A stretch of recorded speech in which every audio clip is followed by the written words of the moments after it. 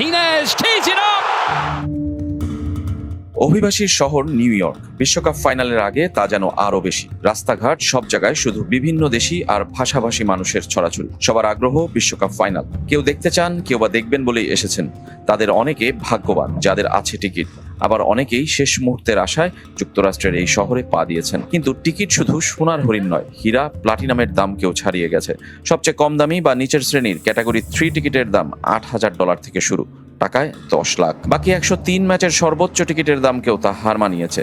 Argentina England semifinal টিকিটের দাম শুরু হয়েছিল $3,000 থেকে। কোয়ার্টার ফাইনালে আর্জেন্টিনা সুইজারল্যান্ড ম্যাচের টিকিটের সর্বনিম্ন দাম ছিল $800। যুক্তরাষ্ট্রের ডাইনামিক প্রাইসের সাথে ফিফাও তাল মিলিয়ে এই উচ্চ লাভের নেশায় মত্ত হয়েছে।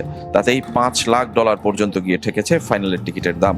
আর এই দাম ফিফার অফিসিয়াল ওয়েবসাইটে। আর থার্ড পার্টি ওয়েবসাইট স্টাভহাব বা টিকিট মাস্টারেও একই রকম দাম। 6 কোটি টাকার বেশি দিয়ে কে কিনছে এই টিকিট? তাও নাকি সুপার বোল আর NBA প্লে অফের ষষ্ঠ ম্যাচের চেয়েও এখনো দাম কিছুটা কম। শুধু কি টিকিট, বিমানের টিকিটও যেন ধরা ছোঁয়ার বাইরে। আর্জেন্টিনা ফাইনালে ওঠার পর আর্জেন্টিনা এয়ারলাইন্স নিউ ইয়র্ক পর্যন্ত 2টি বাড়তি ফ্লাইটের ঘোষণা দেয় কয়েক মিনিটেই, যার সব টিকিট শেষ। দাম ইকোনমি ক্লাসে $5,000 আর বিজনেস ক্লাসে $10,000 থেকে শুরু।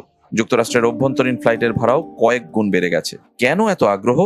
একে তো ফাইনালের সাক্ষী হওয়া, তার উপর ফিনালিজিমা না হওয়ায় ইউরোপ আর লাতিন আমেরিকা সেরার লড়াই দেখার একমাত্র সুযোগ। এসব ছাপিয়ে লিওনেল মেসির লাস্ট ড্যান্স কে মিস করতে চায়?